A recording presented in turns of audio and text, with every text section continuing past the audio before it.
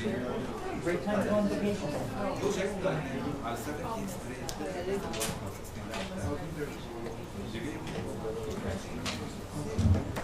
Very nice. Yeah. Hey, Willie.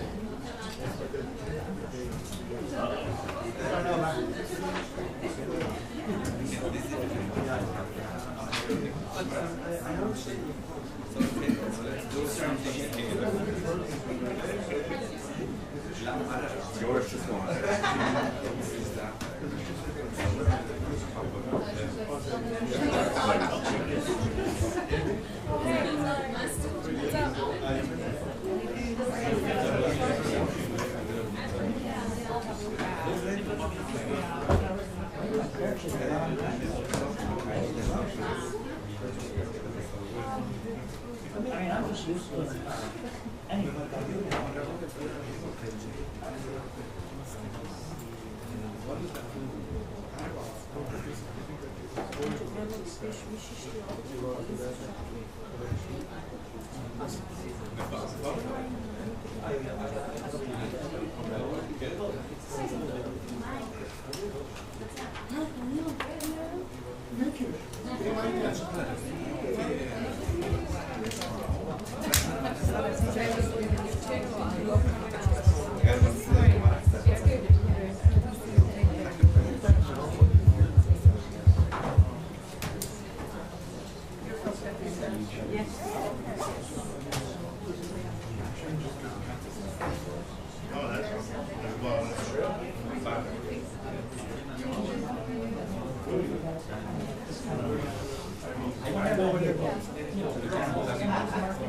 It's my swan song. Really, you're going to be up there. That's my swan song.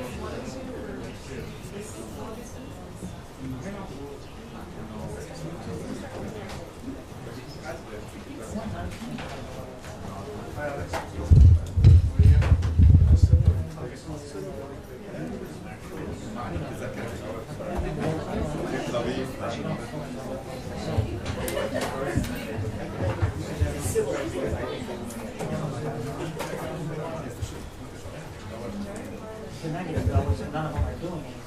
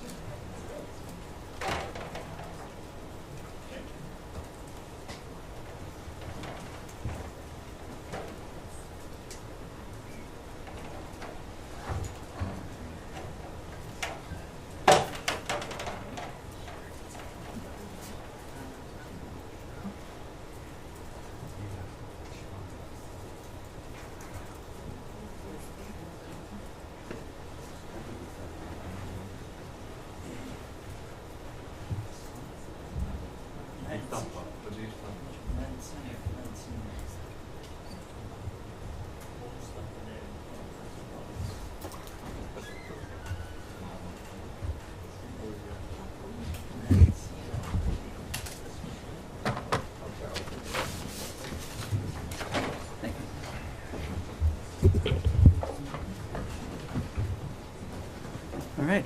Hello, everybody. So as normal, I'll start with some remarks up top, and then I'll move to questions after the fact. Today marks the first 200 days of the Trump administration, and with it, 200 days of delivering results and real wins for the American people. Under the leadership of President Trump and Secretary Rubio, the United States is restoring strength, securing prosperity, and standing up for American interests on the world stage. Turning to trade, President Trump has delivered on his promise to rebalance U.S. trade. This week marks the successful conclusion of 8 historic trade agreements with key partners: the European Union, South Korea, Pakistan, Japan, Indonesia, the Philippines, China, and the United Kingdom. Liberating the U.S. economy from decades of failed anti-American trade policies and delivering lasting benefits for American workers and businesses. On global health and humanitarian leadership, the United States is providing an additional $93 million to treat nearly 1 million children suffering from malnutrition with life-saving, ready-to-use therapeutic food, RUTF, from and by American producers. This critical funding will help save lives in 13 countries: Haiti, Mali, Niger, Ethiopia, Sudan, South Sudan, Nigeria, Madagascar, Central African Republic, Democratic Republic of Congo, Djibouti, Kenya, and Chad. Drawing down the entire prepositioned stock of RUTF and supporting continued production to meet ongoing needs. Moving to the Pacific, this week the United States and the Cook Islands announced a new partnership to advance scientific research and responsible seabed mineral development. As a regional leader, the Cook Islands is at the forefront of sustainable exploration, and the United States is proud to support this shared vision for innovation and mutual prosperity. Finally, turning to Southeast Asia, the United States welcomes today's General Border Committee meeting in Kuala Lumpur as a constructive first step forward in the Cambodia-Thailand ceasefire arrangement.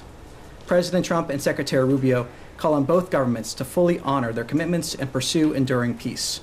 We welcome Malaysian Prime Minister Anwar Ibrahim for his leadership and we commend Malaysian Prime Minister Anwar Ibrahim for his leadership in facilitating this process and for co-hosting the pivotal July 28 special meeting with the United States. And with that, I'll take some questions. Yes.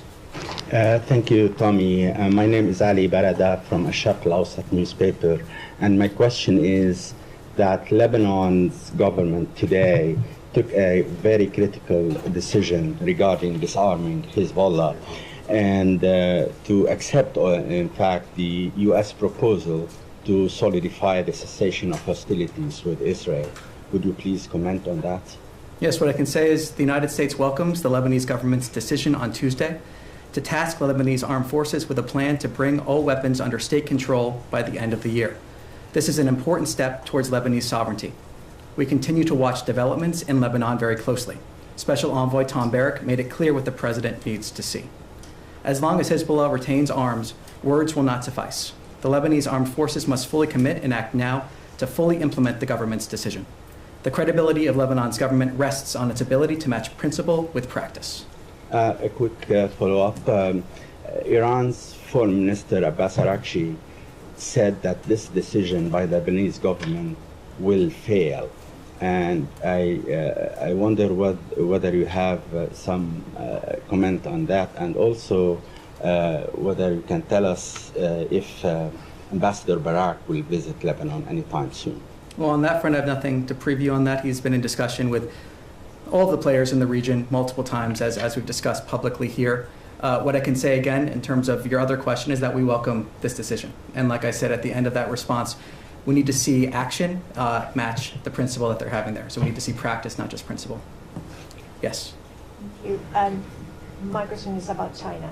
While both the US and Chinese leaders are trying to have a summit meeting in the near future, the Russian and Chinese navies carried out joint exercises in the Sea of Japan, including anti-submarine drills.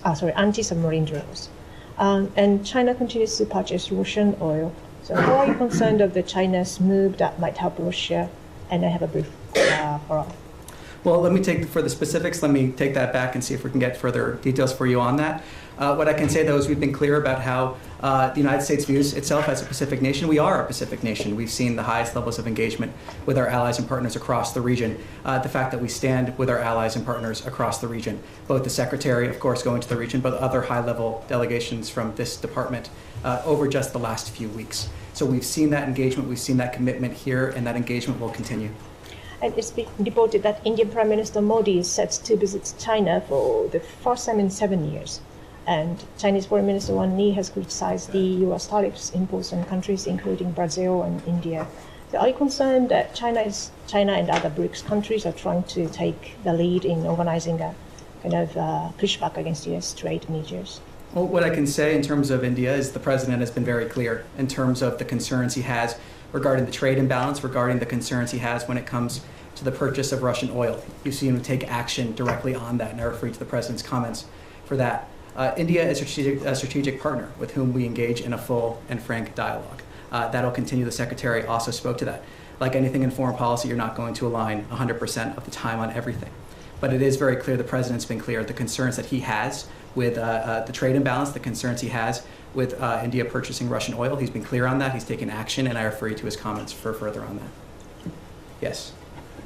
Noting, hi, hope you're doing okay. Noting your statement on Lebanon a moment ago, I mean, I know you said that the U.S. will be watching developments, but the U.S. has not been like a passive player in the Lebanon situation. It's been very active. Going forward, I mean, is the U.S. going to be continue to be a broker? Is it going to take on kind of an enforcer role? I mean, how can you give me a picture of how deeply involved you're going to be going forward here as Lebanon tries to implement the disarmament of Hezbollah? Well, obviously, we've seen discussions from the Ambassador Tom Barrack, the special envoy in the region. We've also seen comments here on Lebanon from this podium just now and in the past.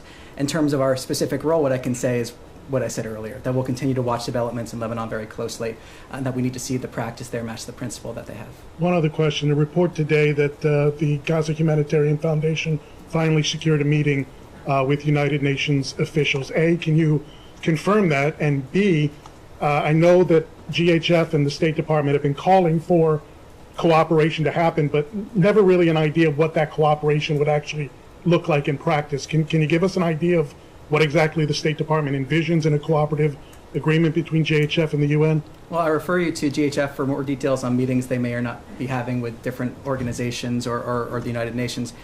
What I can say is we've been clear is that we want to see as much aid as possible go to the people of Gaza without it being looted by Hamas. We've been clear that we want to see creative solutions, that there's a mechanism in place that has been able to deliver 110 million meals without it being looted by Hamas.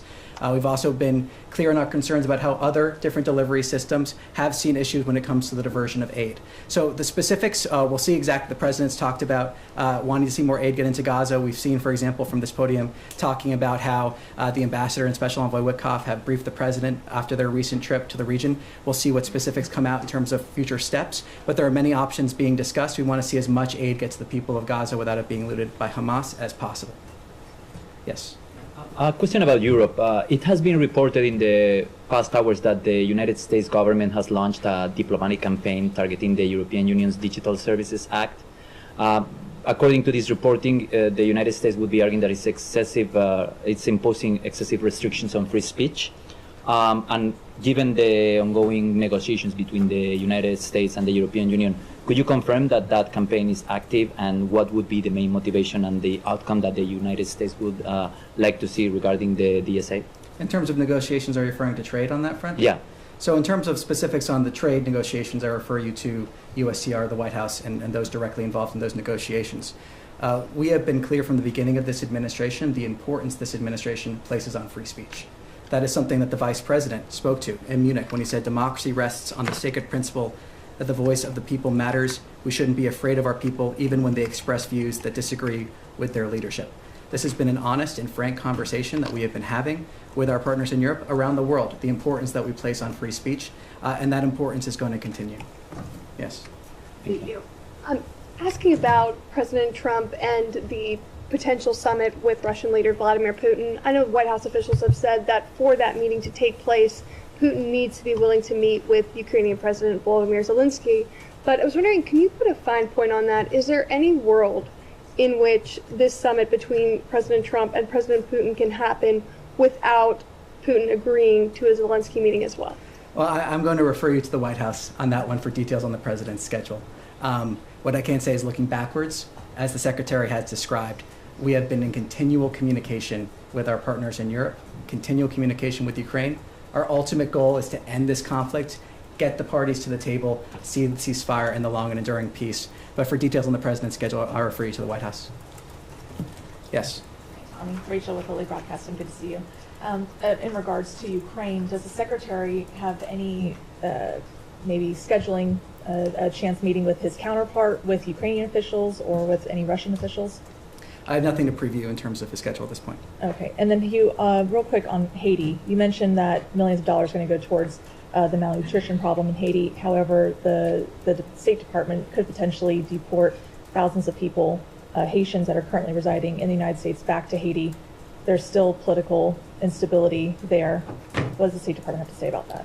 Well, look, we've seen actions from this administration in order to try to encourage stability in Haiti. We've seen actions, announcements taken to try to go after those that are leading to instability in Haiti, announcements the Secretary himself has made. We see this aid from American producers, by American producers, going to these 13 countries. For specifics on TPS, I assume that you're talking about, I refer you to DHS in terms of those specific decisions. But we have seen actions here from the State Department to try to encourage stability in Haiti. We've seen, again, this announcement of aid going to Haiti and other countries as well. Thank you. Yes. Tommy. Apologies. It is tough. My phone sometimes autocorrects to Tammy nowadays, so my own phone does it. I don't know. Follow up on Russia, Ukraine again. What is your level of trust to Putin that he is not, engaging in another delaying tactic here, and how over optimistic, or will it be over optimistic for us to expect anything out of this meeting, potential meeting? Well, it's not a question of trust, it's a question of actions. The president has described how he's been disappointed in the actions that we have seen from Russia over recent weeks. He's talked about needing seeing actions, not just words. He's described that himself. So this is not a question of trust per se. This is a question of seeing actions to match up the words, but also is indicative of the commitment that we have made clear from the beginning of this administration, that we stand ready to aid in the pursuit of peace, to try to end this conflict, stop the carnage. That is our driving policy here. That remains our driving policy. And getting the sides to the table is key to reaching a diplomatic solution to this conflict. So it's not about trust, it's about action, and it's about doing everything we can to aid in the pursuit of peace and bring this war to an end. And to follow up on Russia again, today marks 17 years since Russia invaded in Georgia. They are, holding Georgian land. They have successfully seems to have implanted their pro-Russian government that is cracking down against Georgian, opposition, civil society. So, do you have any comment on both, Russian occupation and also Georgian government's behavior? The United States Embassy in Georgia put out a statement. I refer you to that statement for further details there. Yes. Hey, following up on... So again, on Russia, Ukraine, you talk about the goal of a peaceful solution. What's at stake if we can't get that peaceful solution from a potential upcoming meeting, if negotiations go nowhere? Well, I'm not going to speculate on what may come out of these meetings. I'm not going to predict the future. What I can talk about, again, is our commitment now, what we have done, what we continue to do, engagement at the highest levels of this administration to try to end this conflict and stop the carnage. We stand ready, like I said, to aid in the pursuit of peace. We continue to do that. So I'm not going to speculate or predict the future, but I can talk about that commitment we've seen already and continue to see. Yes. Thank you. On the West Bank. Sorry? Okay. Again, thank you, Tom. On the West Bank, it's been much in the news. We've seen legislators go and visit settlements and so on, illegal settlements, talk about settlements. We know that the Speaker of the House was shown actually a plan for annexation. Now, a group of Israeli academicians issued a paper. They said that the West Bank is actually being annexed very quietly and so on. And the settlers are targeting some villages where a lot of Palestinian Americans go because they go and they build homes and so on to basically discourage development of the West Bank. My question to you, what kind of designation do you assign to the Palestinians in the West Bank and under occupation? Are they an occupied people? What status do they have? Do they occupy, let's say, they have autonomy, partial autonomy, whatever? So can you please give us, if you have a position on what designations the Palestinians have in the West Bank? We'd like to hear it. Well, the position that we do have is that we want to see a stable West Bank. that keeps Israel secure and is in line with this administration's goal to achieve peace in the region. But in the short term, we remain focused on ending the war in Gaza. And then once we have broader discussions in terms of what we may see that leads to longer peace and prosperity in the region, I'm not going to preview those here. But we have continually decried violence in the West Bank from this podium and elsewhere, no matter who commits it. And we want to see a stable West Bank that, again, keeps Israel secure and is in line with our ultimate goal to see a prosperous region. Now, the family of Khamis Ayad, who the Palestinian American that was killed last week, have requested the State Department or the U.S. government to investigate the circumstance of his death. He died as a result of fire and smoke inhalation that was started by the settler. Have you talked to the Israelis about this? Do you have any results? Do you trust their investigation? Well, look, I refer you to comments that spokesperson Tammy Bruce made at this podium just a few days ago. I'll also repeat here that we have no higher priority than the safety and security of the American people. Yes. Thank you, Thomas. I have two questions. One is related to Europe and the relationship with the U.S. So we've seen in the war in Ukraine a big division in Europe and the inability to sort it out. And how much the issue that we're seeing in Europe, this division, forced the President of the United States to take it over and say, hey, I have to deal with this and try to meet Putin, because the European were unable to kind of put on the table Zelensky and Putin. Well, the President has been clear he wants to see our European partners step up in a variety of different areas. We saw, for example, the recent NATO deal in terms of weapons being sold to NATO, and then they can then give those weapons to who they wish. The President is a deal maker, as the Secretary was describing just yesterday.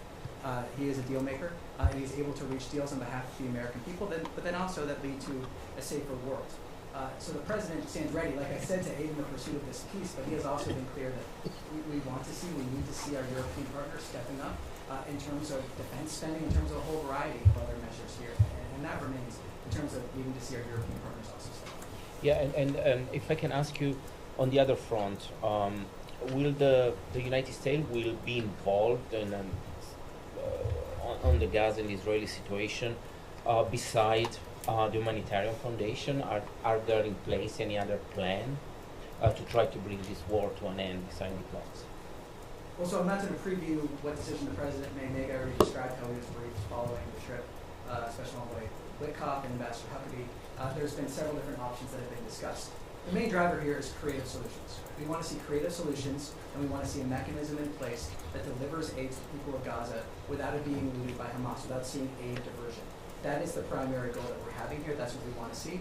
And we've been calling for creative solutions in order to get to that end. We've supported the Gaza Humanitarian Foundation because that mechanism, it is a mechanism in which that has been allowed to happen. 110 million meals that have been delivered to the people of Gaza without it being diverted or looted, stolen by Hamas. So we're continuing to call for creative solutions. We want to see more people involved. We want to see partnerships, but based under a mechanism that allows aid to reach the people that need it. Thank you. I'm going to ask two questions. First, just following up on your topper. Can you tell us a little bit more about when you expect the RUTF to actually move? And can you clarify, is this the same food aid that was previously frozen as part of the review? Well, we had another announcement on food aid. I'm not entirely sure what you're referring to there specifically, but there have been two recent announcements on food. What I can say in terms of this proposal is that this proposal is for 11,285 additional metric tons of RUTF under this award. In terms of these commodities are currently held in warehouses operated by the RUTF, and they're produced by producers in Rhode Island or Georgia. The details of this specific procurement are sensitive. It is ongoing. We've announced this intent to have the $93 million worth of drawing down and an additional procurement. When we have additional information in terms of exact timing, we can.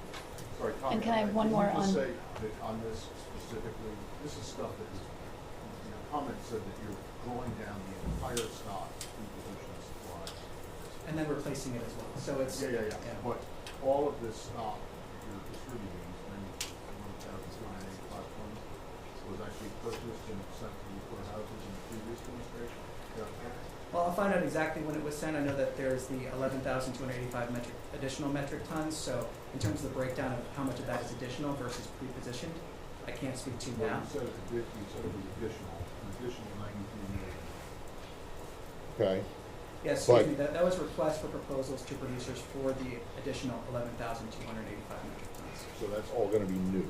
That was the request for proposal for additional metric tons. That is what I have here in terms of making sure I get you the exact specifics on the numbers. I just want to know if this is food assistance that this administration has put into these warehouses, or if it was food assistance that was put in under the previous administration, some of which, as we know, was destroyed. Yeah, so as I was going through the numbers, I do have a breakdown here. The benefit of having some notes here. So the entire pre-positioned stock of RUTF is 1,209 metric tons, but the funding will also be used to order the production of an additional 11,285 metric tons. Thank you. Can I follow up on that? Now that the Israeli Prime Minister has confirmed in a Fox interview his intention to occupy all of Gaza, can you speak a little bit more on the U.S. position on this? Do you see this as a way that is helpful to secure the release of the hostages still being held there and to see humanitarian aid flow? Well, what I can speak to is our policy and our initiatives here. And our three focuses, as the Secretary outlined yesterday, remain getting humanitarian aid into Gaza without it being looted by Hamas, remains seeing the hostages released, and remains making sure that Hamas cannot continue to exist, because there can be no long-term prosperity with Hamas as a governing force or otherwise within Gaza. So that's what our policy is, that's what our focus is, that's what I can speak to. For further details on Israel's policy, I would refer you to the government of Israel. Yes? Yes, thank you, Tommy. I wanted to follow up on my colleague's question about India, because I understand we've certainly heard, as you mentioned, the president's frustration and upset about India purchasing Russian oil, but we've seen a longer-term tension, it seems, rising in U.S.-India relationship. We saw Indian officials back in May who were upset about the president talking publicly about a role in having brokered a ceasefire between India and Pakistan. We saw the meeting with the Prime Minister of India that was supposed to take place at the G7 in June canceled because the president had to leave early to return to Washington, and now this tension over tariffs. Is there a concern from this department or the secretary about an overall worsening in the relationship with India and the potential for India to be turning more to China and away from the U.S. at a time when the U.S. looks to India, has been looking for many years to India as a partner? Well, what this is about is an honest, full, and frank dialogue about real concerns that this administration has, that the president has outlined very clearly, addressing those concerns through his actions. He's spoken about them, whether it's about purchase of Russian oil, whether it's about the trade imbalance. Addressing those concerns is important, and that's part of what it means to have a frank dialogue, to address those concerns that you have, and then hopefully have conversations to see those concerns addressed.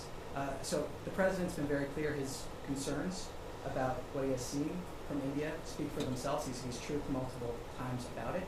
But ultimately, this is about a frank and full dialogue, and that's what it means to advance American interests. That's what it means to really have full diplomatic dialogue with partners to address concerns that we need to see addressed. Can you come to the back of the room? Yes. Thanks. Earlier today, President Truth, and this is how we call it, Truth, that he was hoping that all Arab nations would join the Abraham Accords. Do you have concern that Israel's decision to take over Gaza completely will, if not delay, really kind of jeopardize the ability to move forward with the Abraham Accords? Well, I'm not going to predict the future or speak for the opinions of other governments. What I can say is that President Trump is a deal maker. President Trump wants to see peace and constructive dialogue. He knows how to make a deal. He knows how to bring people to the table. That has been evident both in the previous administration when we saw at the beginning of the Abraham Accords, and now the Abraham Accords then being something that many people thought would not have been possible, and yet he still was able to accomplish that with many different nations joining the Abraham Accords. So I think what's clear is that the president can accomplish what many people think is not possible. I'm not going to predict the future or speculate on how others may view certain actions, but the president remains committed on this. He's made that clear. Yes. you. In his interview yesterday, Secretary Rubio made it clear that of Russia and Ukraine, the U.S. would have to bring them close enough in order for a meeting involving President Trump to be worthwhile and productive. As of right now, are they close enough?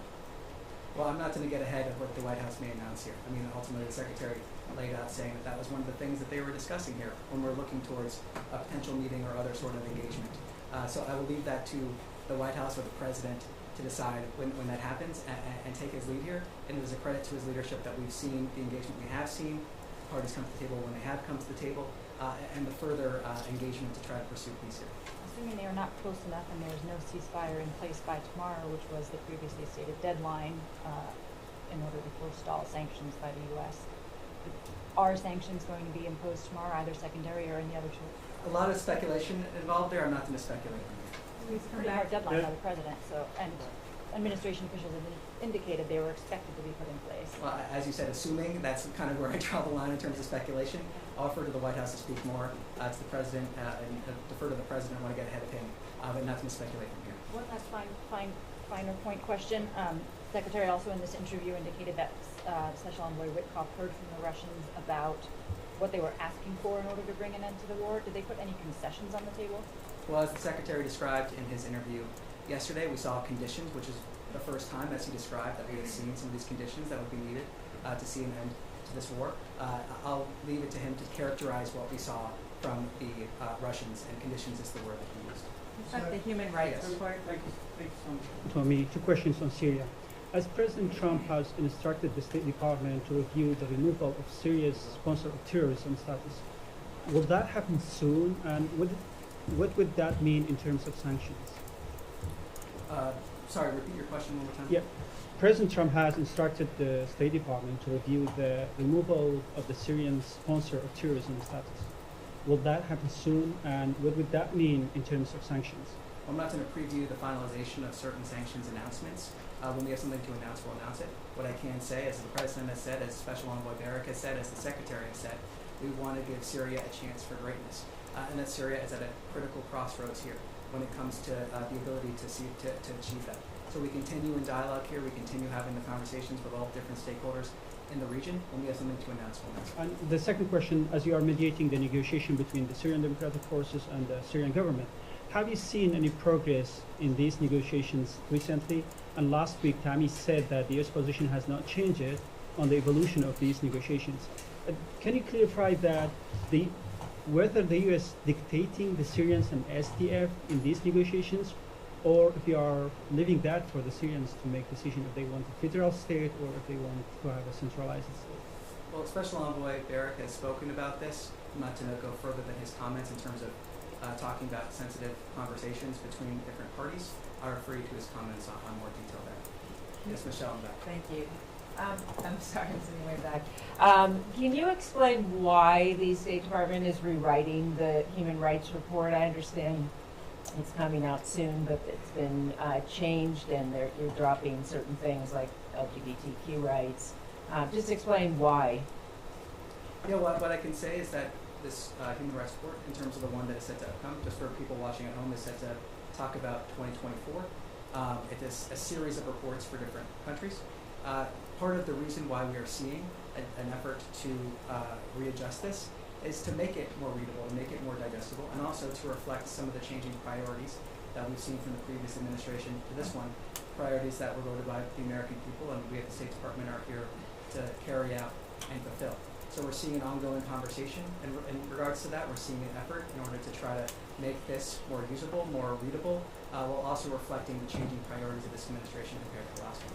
So it's always in the past seen as not a political thing. I mean, it's you're judging people based on human rights law, and but does this mean that you see it as a political tool? No, not at all. I mean, we have seen changes in the previous administration when President Biden took office, changes in terms of different examples that are used. Speaking of past reports, the examples in these reports are oftentimes illustrative, highlights of ways that we want to concerns we want to raise, or conversations we want to have. So no, it's more of just making sure that we're implementing the policy and priority of this administration. It's not political in terms of how that was described. Yes. couple of questions on Azerbaijan and Armenia. First, there are reports that the trilateral summit Friday at the White House with Azerbaijan and Armenian leaders will result in the signing of an initial peace deal. Can you confirm? Could you please elaborate on that? And also, could you please clarify the U.S. position on this Zambezi corridor, this transit corridor? Well, on that second point, let me see if I can get you more details there. On your first, I refer you to the White House for details on what will happen. And on, it may or may not be happening. And on Turkey, like how do you see Turkey's role in this? We know that Turkish President Erdogan recently, both separately, met both with Armenian and Azerbaijan leaders. You know, how does the U.S. see Turkey's role in this peace process, and also generally overall its role in the post-conflict regional order? Well, what I can say is that both the President and the Secretary have said we hope to see, speaking in general, some sort of agreement soon. They both said that multiple times. The Secretary often talks about this when he has the opportunity. When there's something to announce, we'll announce it. In terms of the specifics of how that looks, when we have something to announce in terms of specifics, I'm not going to speculate or get ahead of those announcements at this time. Yes. Yes. Oh, thank you so much. My name is Radana from Power Agency. U.S. Ambassador to Uzbekistan, Mr. Jonathan Hennick, said that it's the best time for Donald Trump to visit Central Asia. I know you don't speak for President, but this year is 10th anniversary of C5+1 platform, where Central Asian 5 countries engage with United States to make the relationship more fruitful. So do you have any plans to do for this year, because it's already August and we have like 3 months left? Anything planned for United States and Central Asia cooperation? Well, nothing to preview at this point in terms of scheduling there. Yes. Thank you. My name is Nazira Karimi. I'm Afghan journalist. I have 2 questions, sir. One question is any update about U.S. policy toward Taliban regime. Number 2, Foreign Minister of Taliban had a plan to visit Pakistan. There is rumor that United States stopped him, prevented his visa. Is it true? And my second question, President Trump said we are going to help Afghan allies to come to the United States, the people who has a SIV visa. Which kind of help U.S. authority will prepare for them? Because a lot of them waiting in Doha, Qatar, Abu Dhabi, Pakistan, and different part of country. So a couple questions there. I believe on your second regarding Pakistan, I'm not going to comment on rumors from this podium. Yes, so I'm not going to comment on rumors from this podium. In terms of your question on SIVs, we see a continual processing of SIVs. That processing has continued. That has continued for many, many years. We have seen that because of the initiative that President Trump was talking about. So the SIV processing has continued.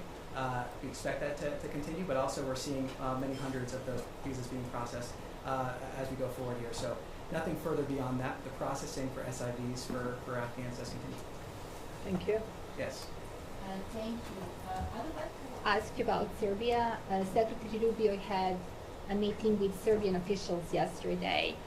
Can you please provide some details beyond the readout that I'm familiar with, specifically on Secretary Rubio's broader plans for U.S.-Serbia relations and the strategic policy framework surrounding the engagement? Like, what's the goal for the State Department when it comes to Serbia? Is it the beginning of a new chapter? Is it not? What do you have for me? Well, nothing further to provide beyond the readout, so I'll refer you to that readout for further information. And with that, that's all I have for today. Thank you.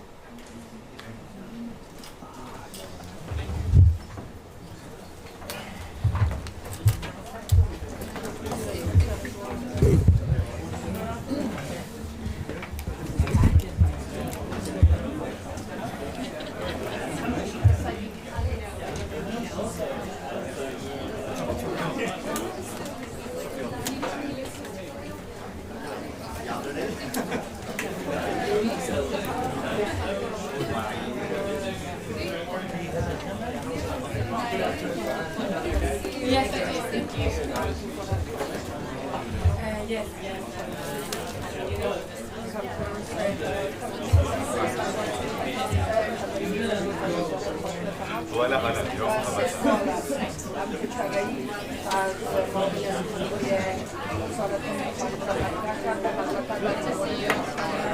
We'll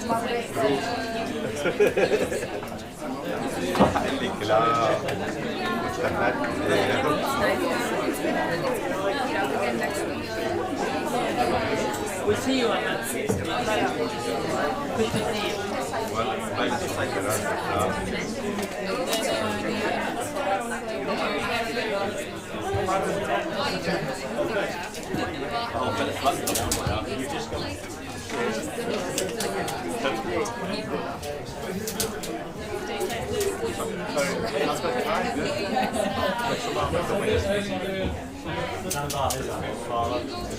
بتاع التواليت على فكرة روح في تواليت نضيف